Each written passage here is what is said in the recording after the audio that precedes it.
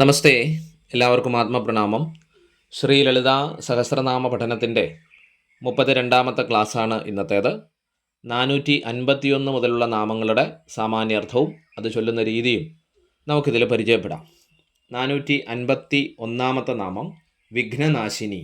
വിഘ്നനാശിനി, വിഘ്നങ്ങളെ നശിപ്പിക്കുന്നവൾ, തടസ്സങ്ങളെ ഇല്ലാതാക്കി ഭക്തൻ്റെ മുന്നോട്ടുള്ള പ്രയാണമാർഗത്തെ സുഗമമാക്കി തരുന്നവൾ എന്നാണ് അതുകൊണ്ട് അർത്ഥമാക്കുന്നത്. സർവ്വകാര്യങ്ങൾക്കും തുടക്കത്തിൽ ആരാധിക്കപ്പെടുന്ന ശ്രീ മഹാഗണപതിയുടെ ശക്തിവിശേഷമായിരിക്കുന്ന ദേവീ സ്വരൂപവുമായിട്ടും ഈ നാമത്തിൽ അമ്മയെ പറയുന്നു. വിഘ്നനാശിനി, വിഘ്നങ്ങളെ തടസ്സങ്ങളെ ഇല്ലാതാക്കുന്നവൾ എന്നർത്ഥം.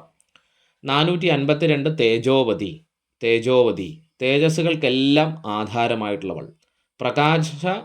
പ്രകാശ സ്രോതസ്സുകളായി കാണപ്പെടുന്ന സൂര്യൻ മുതലായവയുടെ പ്രകാശത്തിന് അടിസ്ഥാനം ദേവിയാകയാൽ ദേവി തേജോമയി എന്നാണ് വ്യാഖ്യാനത്തിൽ പറയുന്നത്. അതായത് ഒരു തേജസ്സാണ് അമ്മ, ഒരു പ്രകാശമാണ് അമ്മ. ഈ കാണുന്ന അഖിലാണ്ട കോടി ബ്രഹ്മാണ്ഡങ്ങളെയും പ്രകാശിപ്പിക്കുന്ന ദിവ്യമായ ശക്തി ചൈതന്യമാണ് അമ്മ എന്നുള്ളതാണ് ഈ നാമത്തിൽ നമുക്ക് കാണാൻ കഴിയുക. തേജോമയി, തേജോമയി. 453 ത്രിനയന. ത്രിനയന, ത്രിനയന, ന ഉപയോഗിക്കാറുണ്ട്, ചിലയിടത്ത് ണ ഉണ്ട്. ത്രിനയന എന്നും ത്രിനയന എന്നും കാണാം. നയനം എന്ന് പറഞ്ഞാൽ കണ്ണുകൾ എന്നാണ് അർത്ഥം, അല്ലേ? 3 കണ്ണുകൾ ഉള്ളവളാണ്. ത്രീ എന്ന് പറഞ്ഞാൽ 3 കണ്ണുകൾ ഉള്ളവൾ. അപ്പോൾ ആ 3 കണ്ണുകളുള്ള അമ്മയാണ് ത്രിനയന എന്ന് പറയുന്നത്. സൂര്യനും ചന്ദ്രനും അഗ്നിയുമാകുന്ന കണ്ണുകളോട് കൂടിയവൾ, അതാണ് അമ്മയുടെ 3 കണ്ണുകൾ. അതായത് ശ്രീവിദ്യാമന്ത്ര സ്വരൂപിണി ആയതുകൊണ്ടാണ് ആ ത്രിനയന എന്ന് പറയുന്നത്. നമുക്ക് ആഴത്തിലുള്ള വ്യാഖ്യാനത്തിലേക്ക് പോകുമ്പോൾ അതിനെപ്പറ്റി പറയാം. ത്രിനയന. 454 ലോലാക്ഷി കാമരൂപിണി. ലോലാക്ഷി കാമരൂപിണി, ലോലമായ അക്ഷികളോട് കൂടിയവളാണ് അമ്മ.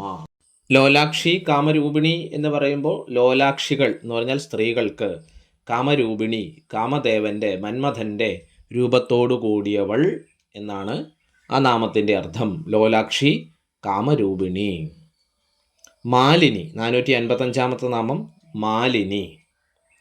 മാലകൾ അണിഞ്ഞവൾ ആകയാൽ അമ്മയെ മാലിനി എന്ന് പറയുന്നു. വർണ്ണമാലകൾ ധരിച്ചവളാണ് ദേവി. 51 അക്ഷരങ്ങളാകുന്ന മാലകളെ ഹാരമായി ദേവി ധരിച്ചിരിക്കുന്നു എന്ന് പറയുന്നു. അതുകൊണ്ടാണ് അമ്മയെ മാലിനി, മാലിനി എന്ന നാമത്തിൽ പറയുന്നത്.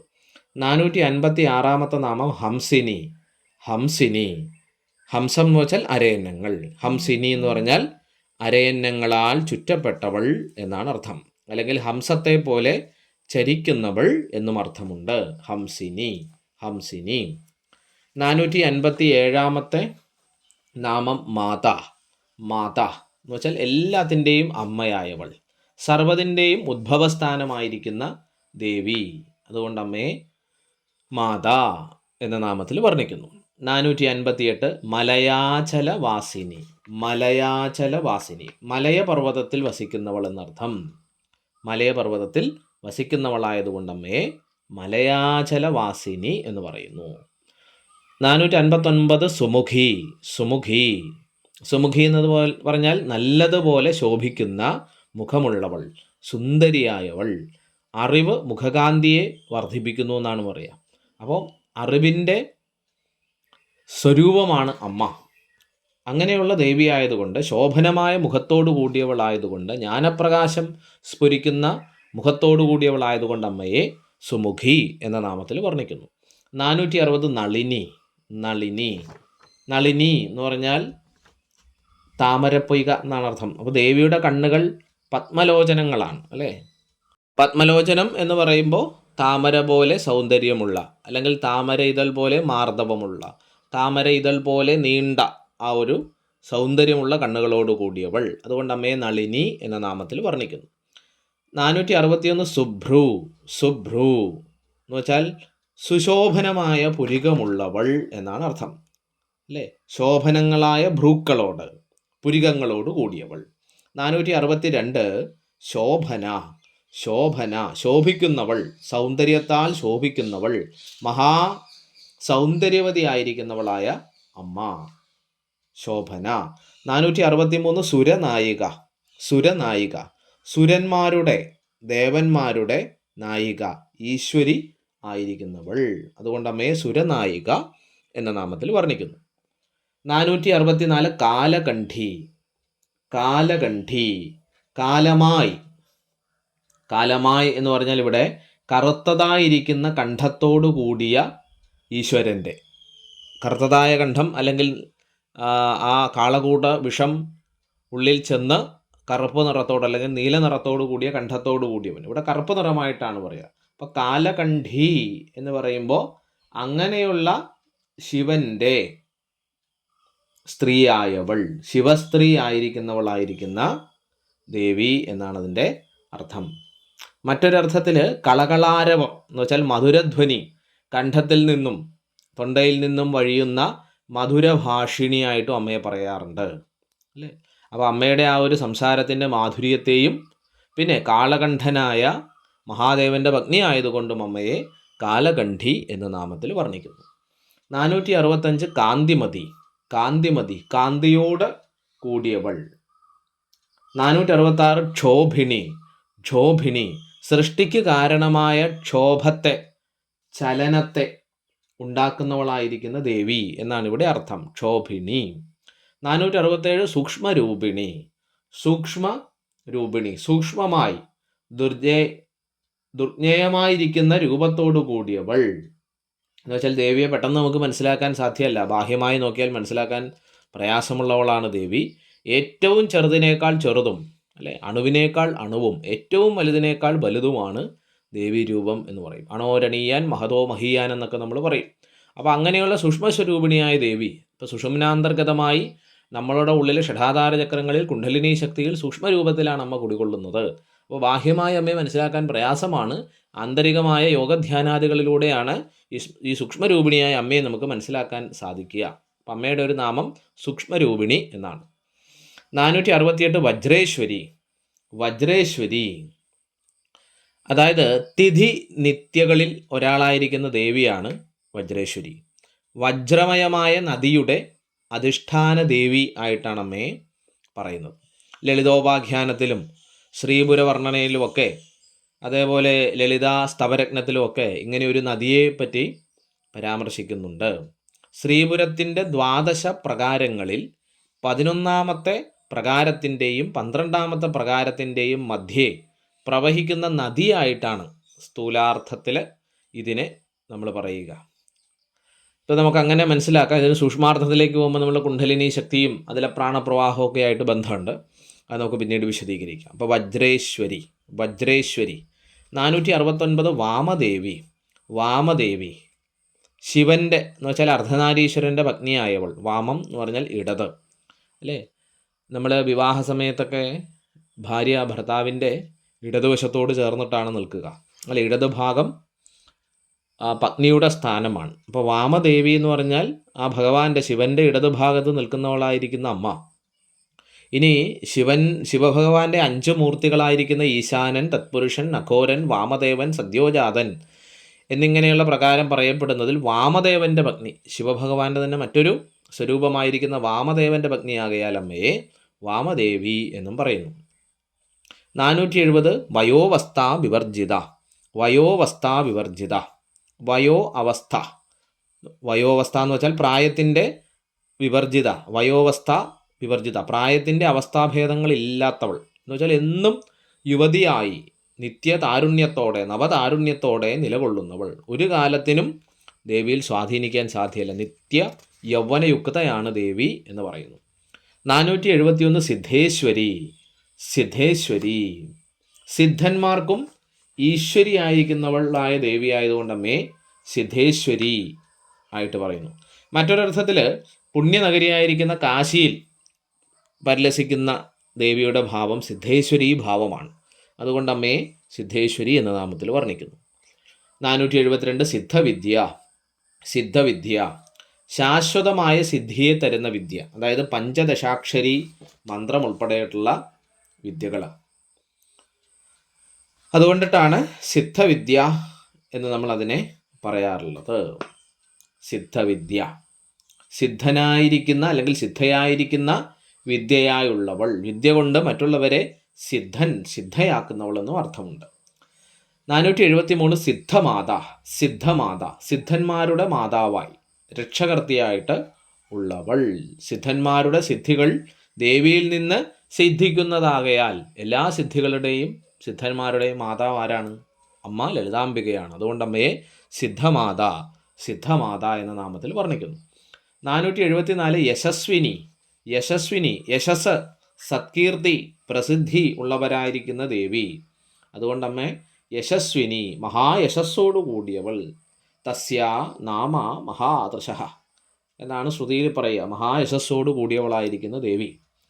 475 വിശുദ്ധി ചക്രനിലയ. വിശുദ്ധി ചക്രനിലയ എന്നുള്ളതാണ് നാമം. വിശുദ്ധി ചക്രം. വിശുദ്ധി ചക്രം എന്ന് പറഞ്ഞാൽ നമ്മളുടെ ഷഡാധാര ചക്രങ്ങളിൽ കണ്ഠദേശത്തിൻ്റെതായിരിക്കുന്ന സ്ഥാനം വിശുദ്ധി ചക്രത്തിൻ്റെതാണ്. 16 ഇതളുകളുള്ള താമരപ്പൂവിൻ്റെ ആകൃതിയിൽ കണ്ഠസ്ഥാനത്ത്, തൊണ്ടയുടെ ഭാഗത്ത് വിശുദ്ധി ചക്രത്തിൽ കുടികൊള്ളുന്നവളായിരിക്കുന്ന ദേവി, ആ ദേവി ഡാഗിനി എന്നും അറിയപ്പെടും. അപ്പം അങ്ങനെ വിശുദ്ധി ചക്രം നിലയമായിട്ടുള്ളവൾ, വിശുദ്ധി ചക്രത്തിൽ കുടികൊള്ളുന്നവളായതുകൊണ്ട് അമ്മേ വിശുദ്ധി ചക്രനിലയ എന്ന് വിളിക്കുന്നു. ആ രക്തവർണ്ണ, 476 നാമം ആ രക്തവർണ്ണ. രക്തവർണ്ണം എന്ന് പറഞ്ഞാൽ ചുവപ്പ് കലർന്ന വെള്ള നിറത്തോട് കൂടിയവൾ, ആരക്തങ്ങളായി ഇരിക്കുന്ന വർണ്ണത്തോട് കൂടിയവൾ എന്നൊരർത്ഥമാണ് അല്ലേ. ഇനി അടുത്ത നാമം ത്രിലോചന. ത്രിലോചന, 3 ലോചനം, കണ്ണുകൾ, 3 കണ്ണുകൾ ഉള്ളവൾ. ത്രിലോചന. 478 ഖട്വാംഗാദി പ്രഹരണ. ഖട്വാംഗാദി പ്രഹരണ. ഖട്വാംഗാദി, സർപ്പം പിണഞ്ഞ തലയോട്ടിയോട് കൂടിയ ദണ്ഡാകുന്ന കട്ടിൽ, കാല് പോലുള്ള ആയുധം കൊണ്ട് പ്രഹരിക്കുന്നവൾ. ഒരു ആയുധമാണ് ഖട്വാംഗം എന്ന് പറയുന്നത്. ഒരു ദണ്ഡിൽ കോർത്തിരിക്കുന്ന തലയോട്ടിയോട് കൂടിയത് ഖട്വാപാദം ആകുന്നു, ഖട്വാംഗം എന്നാണ് പറയുക. ഒരു ആയുധമാണ്, ദേവിയുടെ ഒരു ആയുധമാണ്. ആ ആയുധം കൊണ്ട് ശത്രുവിനെ പ്രഹരിക്കുന്നവളായതുകൊണ്ട് ഖട്വാംഗാദി പ്രഹരണ എന്ന നാമത്തിൽ അമ്മയെ വർണ്ണിക്കുന്നു. 479 വദനൈക സമന്വിത. വദനൈക സമന്വിത, ഒരു മുഖം മാത്രമുള്ളവൾ. വദനൈകത്തോട്, ഒരു മുഖത്തോട്, സമന്വിത കൂടിയവൾ, ഒറ്റ മുഖത്തോടു കൂടിയവളായ ദേവി. വദനൈക സമന്വിത. വദനൈക സമന്വിത. 480 പായസാന്നപ്രിയ. പായസാന്നപ്രിയ, പയോവികാരമായിരിക്കുന്ന അന്നം പ്രിയമായി ഉള്ളവൾ. രസധാതുവിനെ വർദ്ധിപ്പിക്കുന്ന പായസാന്നത്തിൽ പ്രിയമുള്ളവൾ. പയഹ എന്ന് പറഞ്ഞാൽ ക്ഷീരമാകയാൽ പായസാന്നം, പാൽച്ചോറെന്ന് നമ്മൾ പറയും. നമ്മൾ സാധാരണ ദേവിക്ക് പലതരത്തിലുള്ള നൈവേദ്യങ്ങൾ നൽകാറുണ്ട് അല്ലേ.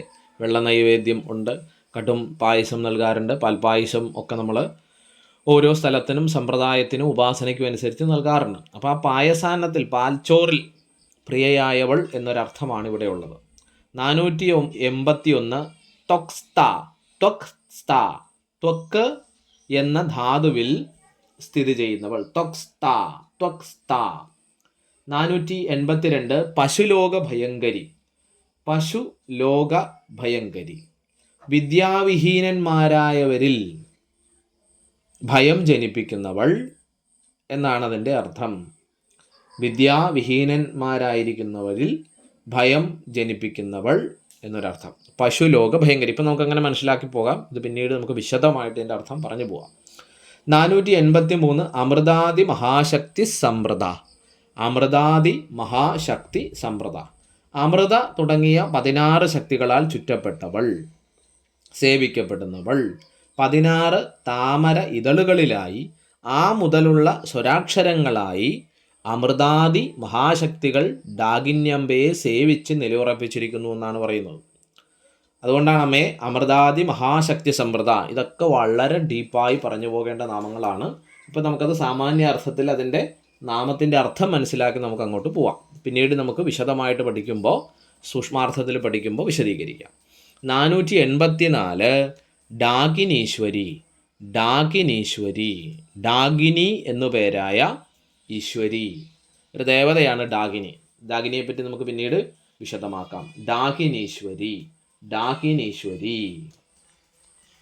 485 85-ാമത്തെ നാമം അനാഹതാബ്ജ നിലയ.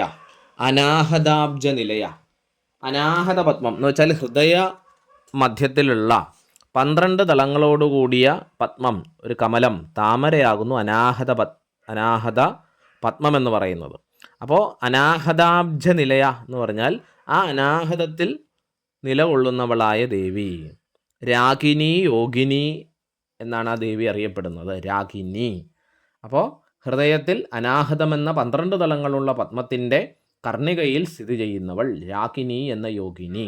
പഞ്ചഭൂതങ്ങളിൽ വായു, അതിൻ്റെ സ്ഥാനം ആ ഭാഗത്തായിട്ടാണ് വരിക. അപ്പോൾ 485 അനാഹതാബ്ജ നിലയ. 486 ശ്യാമാഭ.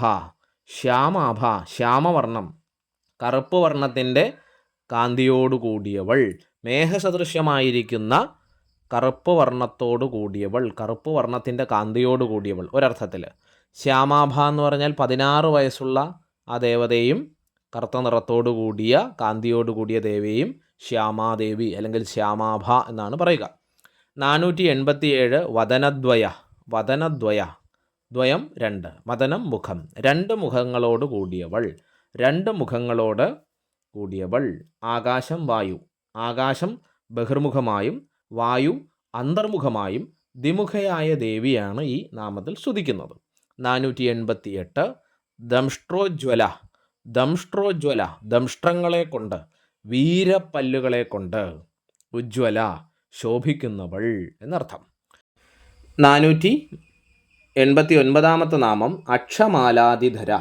അക്ഷമാലാദിധര, അക്ഷമാല തുടങ്ങിയ ആയുധങ്ങളെ ധരിച്ചവൾ. ആ മുതൽ ഇക്ഷ വരെയുള്ള അക്ഷരങ്ങളാകുന്ന മണികളുടെ മാല. അറിവ് ആയുധമായുള്ളവൾ എന്നാണത് പറയുക. അതാണ് അക്ഷമാലാദിധര. അക്ഷമാലാദിധര എന്നമ്മയെ വർണ്ണിക്കുന്നത്. 490 രുധിര സംസ്ഥിത. രുധിര സംസ്ഥിത, രുധിരം. രുധിരം എന്ന് പറഞ്ഞാൽ എന്താണ്? രക്തം ആണ്. അപ്പോൾ സംസ്ഥിത എന്ന് വെച്ചാൽ സമ്യക്കാകും വണ്ണം സ്ഥിതി ചെയ്യുന്നവൾ. രക്തത്തിങ്കൽ സമ്യക്കാകും വണ്ണം സ്ഥിതി ചെയ്യുന്നവൾ എന്ന് വെച്ചാൽ രക്തധാതുവിൻ്റെ അധിഷ്ഠാന ദേവതയായവൾ. അല്ലേ, ശരീരത്തിലെങ്ങും വ്യാപിച്ചിരിക്കുന്നതാണ് നമ്മളുടെ രക്തം എന്ന് പറയുന്നത്. അപ്പോൾ ആ ദേവി എല്ലായിടത്തും നിറഞ്ഞിരിക്കുന്നു. രക്തധാതുവിൻ്റെ അധിഷ്ഠാന ദേവതയും അമ്മയാണ് എന്നാണ് ഇവിടെ പറയുക. 491 കാളരാത്ര്യാദി ശക്ത്യൗഘവൃത. കാളരാത്ര്യാദി ശക്ത്യൗഘവൃത, രുദ്രദേവൻ്റെ തമോ ഗുണങ്ങളിൽ നിന്നും ആവിർഭവിച്ചവളായ ദേവിയെയാണ് കാളരാത്രി എന്ന് പറയുന്നത്. കാലരാത്രി അല്ലെങ്കിൽ കാളരാത്രി. കാളരാത്രി മുതലായ ശക്തികളുടെ സമൂഹത്താൽ സേവിക്കപ്പെടുന്നവൾ എന്നതിന് അർത്ഥമുണ്ട്. നമ്മളുടെ അനാഹതാബ്ജത്തിൻ്റെ കർണികയിൽ രാഗിണി ദേവിയും 12 ദളങ്ങളിലായി കാളരാത്രി മുതലായ 12 ശക്തി ദേവിമാരും സ്ഥിതി ചെയ്യുന്നു എന്നാണ് ശാക്തേയ തന്ത്രത്തിൽ പറയുന്നത്. അതൊക്കെ നമുക്ക് സൂക്ഷ്മമായിട്ട് പിന്നീട് പഠിക്കാം. അപ്പോൾ ഇവിടെ കാളരാത്രിയാദി ശക്ത്യൗഘവൃത എന്ന് നമ്മൾ പറയുമ്പോൾ ഈ ഒരു അർത്ഥത്തിൽ വേണം നമ്മൾ എടുക്കാൻ. 492 സ്നിഗ്ധൗധന പ്രിയ. സ്നിഗ്ധൗധന പ്രിയ, സ്നിഗ്ധൗധന പ്രിയ, രക്തപോഷണക്ഷമമായ നെയ്യ് ചേർത്ത അന്നത്തിൽ പ്രിയമായവൾ. സ്നിഗ്ധമായി എന്ന് വെച്ചാൽ ധാരാളം നെയ്യ് ചേർത്തതായിട്ടുള്ള ഓദനം, അന്നം, പ്രിയമായിട്ടുള്ളവൾ. സ്നിഗ്ധൗധന പ്രിയ, സ്നിഗ്ധൗധന പ്രിയ. 493 മഹാവീര്യേന്ദ്രവരദ. മഹാവീര്യേന്ദ്രവരദ, ഇന്ദ്രിയങ്ങളെ നിയന്ത്രണ വിധേയമാക്കിയവർക്ക് വരത്തെ നൽകുന്നവൾ എന്നാണ് അർത്ഥം. മഹാവീര്യേന്ദ്രവരദ, മഹാവീര്യേന്ദ്രവരദ. 494 രാഗിണ്യംബ സ്വരൂപിണി. രാഗിണ്യംബ സ്വരൂപിണി. ഇപ്പം നമ്മൾ പറഞ്ഞു രക്തധാതുവിൻ്റെ ദേവതയായ നെയ്യിൽ പ്രീതയായിരിക്കുന്ന രാഗിണി എന്ന യോഗിനി സ്വരൂപമായിട്ട് അനാഹത പത്മത്തിൽ നിലകൊള്ളുന്നവളായ ദേവി. ആ ദേവിയാണ് നമ്മളിവിടെ രാഗിണ്യംബ സ്വരൂപിണി. രക്തധാതുവിൻ്റെ ദേവതയാണ് അമ്മ. രക്തധാതുവിനെ പറ്റി നമ്മൾ മുന്നത്തെ നാമത്തിൽ പറഞ്ഞിരുന്നു. അതുകൊണ്ട് അമ്മയെ രാഗിണ്യംബ സ്വരൂപിണി, രാഗിണ്യംബ സ്വരൂപിണി എന്ന് വർണ്ണിക്കുന്നു. 495 മണിപൂരാബ്ജ നിലയ. മണിപൂരാബ്ജ നിലയ, നമ്മളുടെ നാഭിസ്ഥാനത്ത് 10 ദളങ്ങളോടുകൂടി സ്ഥിതി ചെയ്യുന്ന മണിപൂരം സൂക്ഷ്മ ശരീരത്തിലാണ് എന്ന താമരയുടെ കർണികയിൽ നിലകൊള്ളുന്നവൾ. ലാഗിനി ദേവിയാണ്. ലാഗിനി എന്ന യോഗിനി രൂപം പൂണ്ട ദേവി. ആ അമ്മയാണ്, ആ ദേവിയാണ് മണിപൂരാബ്ജ നിലയ, മണിപൂരകത്തിൽ നാഭീദേശത്ത് സ്ഥിതി ചെയ്യുന്ന ദേവി ലാഗിനി, മണിപൂരാബ്ജ നിലയ. 496 വദനത്രയ സംയുത. വദനത്രയ സംയുത. ത്രയം എന്നാൽ മൂന്നെന്നർത്ഥം. വദനം മുഖം, 3 മുഖത്തോടു കൂടിയവൾ. ആകാശം, വായു, അഗ്നി, ഇതാണ് അമ്മയുടെ 3 മുഖങ്ങൾ. വദനത്രയ സംയുത. 497 വജ്രാധികായുധോ വേദ. വജ്രാധികായുധോ വേദ. വജ്രാധികായുധോ വേദ. വജ്രം മുതലായിരിക്കുന്ന ആയുധങ്ങളെ ധരിച്ചവൾ. ആ ദേവിയാണ് വജ്രാധികായുധോവേദ എന്ന നാമത്തിൽ വർണ്ണിക്കുന്നത്. 498 ഡാമര്യാദിഭിരാവൃത. ഡാമര്യാദിഭിരാവൃത. ഡാമരി തുടങ്ങിയ 10 ശക്തിദേവിമാരാൽ ചുറ്റപ്പെട്ടവൾ. ആ അമ്മയെ ഡാമര്യാദിഭിരാവൃത എന്ന നാമത്തിൽ വർണ്ണിക്കുന്നു. 499 രക്തവർണ്ണ. രക്തവർണ്ണ. രക്തവർണ്ണ എന്ന് പറഞ്ഞാൽ ചുമപ്പ് നിറമുള്ളവൾ. 500ാമത്തെ നാമം മാംസനിഷ്ഠ. മാംസനിഷ്ഠ, മാംസധാതുവിൽ സ്ഥിതി ചെയ്യുന്നവൾ എന്നർത്ഥം. 501 ഗുഢാന്ന പ്രീതമാനസ. ഗുഢാന്ന പ്രീതമാനസ. ഗുഢാന്നം എന്ന് പറഞ്ഞാൽ ശർക്കര ചേർത്ത അന്നത്തിൽ പ്രീതിപ്പെടുന്ന മനസ്സുള്ളവൾ, അതാണ് ഗുഢാന്ന പ്രീത മാനസ. 502 സമസ്ത ഭക്ത സുഖത. സമസ്ത ഭക്ത സുഖത. എല്ലാ ഭക്തന്മാർക്കും സുഖത്തെ നൽകുന്നവൾ. എല്ലാ ഭക്തന്മാർക്കും സുഖത്തെ നൽകുന്നവൾ എന്നാണ് ദേവിയുടെ അർത്ഥം. അപ്പോൾ ഇന്ന് ശ്രീ ലളിതാ സഹസ്രനാമ പഠനത്തിൻ്റെ 32ാമത്തെ ക്ലാസ്സിൽ 451 മുതൽ 502 വരെയുള്ള നാമങ്ങളുടെ സാമാന്യ അർത്ഥവും അത് ചൊല്ലുന്ന രീതിയും നമ്മളൊന്ന് പഠിച്ചു. അപ്പോൾ നമുക്കൊന്ന് മുഴുവനായിട്ട് ആ നാമങ്ങളൊന്ന് ചൊല്ലി നോക്കാം. 451 മുതൽ 502 വരെ. വിഘ്നനാശിനി തേജോവതി ത്രിനയന ലോലാക്ഷി കാമരൂപിണി മാലിനി ഹംസിനി മാതാ മലയാചലവാസിനി സുമുഖീ നളിനി ശുഭ്രൂ ശോഭനാസുരനായിക കാലകണ്ഠീ ഗാന്ധിമതി ക്ഷോഭിണി സൂക്ഷ്മരൂപിണി വജ്രേശ്വരി വാമദേവി വയോവസ്ഥാവിവർജിത സിദ്ധേശ്വരി സിദ്ധവിദ്യ സിദ്ധമാതാ യശസ്വിനി വിശുദ്ധീചക്രനിലയ ആരക്തവർണാതലോചന ഖഡ്വാംഗാദിപ്രഹരണ പതനൈകസമന്വിത പായസാന്നപ്രിയാ തൊക്സ്ത പശുലോകഭയങ്കരി അമൃതാദിമഹാശക്തി സംവ്രത ഡാകിനീശ്വരി അനാഹതാബ്ജനിലയ ശ്യാമാഭാവതനദ്വയ ദംഷ്ട്രോജ്വലാക്ഷമാലാധിതര രുതിരസംസ്ഥിത കാളരാത്ര്യാദിശക്ധ്യൗഗവൃത സ്നിഗ്ധൗതനപ്രിയ മഹാവീര്യേന്ദ്രവരത രാഗിണ്യംബാസരൂപിണി മണിപൂരാബ്ജനിലയ വദനത്രയ സംയുത വജ്രാധികായുധോവേദ ഡാമര്യാദിഭിരാവൃത രക്തവർണ മാംസനിഷ്ഠ ഗുഢാന്നപ്രീതമാനസ സമസ്തഭക്തസുഖത. ഇത്രയും നാമങ്ങളാണ് നമ്മൾ പഠിച്ചത്. ലളിതാ സഹസ്രനാമത്തിൻ്റെ 1000 നാമങ്ങളിൽ 500 നാമങ്ങളുടെ സാമാന്യാർത്ഥവും അത് ചൊല്ലുന്ന രീതിയും നമ്മൾ പഠിച്ചിട്ടുണ്ട്. അമ്മ അനുഗ്രഹിക്കട്ടെ. ഓം ശ്രീ ലളിതാംബികായേ നമഃ.